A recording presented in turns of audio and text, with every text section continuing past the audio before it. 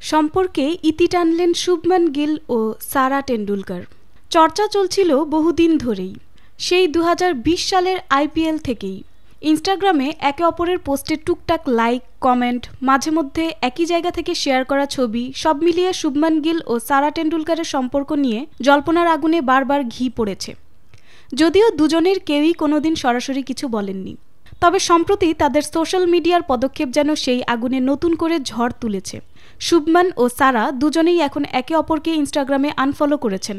ক্রিকেটারের ইনস্টাগ্রামে সারা লিখে সার্চ করলে দেখা যাচ্ছে সচিন কন্যা এখন আর তার ফলোয়িং লিস্টে নেই। একই অবস্থা সারার ইনস্টাতেও।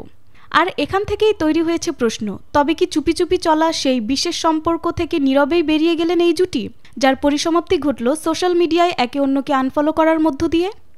পেছনে ফিরলে দেখা যায় শুভমানের দুই দিদি শাহনীল গিল এবং সিমরান সিধুকেও ইনস্টাগ্রামে ফলো করতেন সারা টেন্ডুলকার। শুধু তাই নয়, গিলের খেলা মাঠে গড়ালেই গ্যালারিতেও হাজির থাকতেন তিনি। আরও মজার ব্যাপার হলো, এই সারা নিয়ে কনফিউশন আগেও ছিল।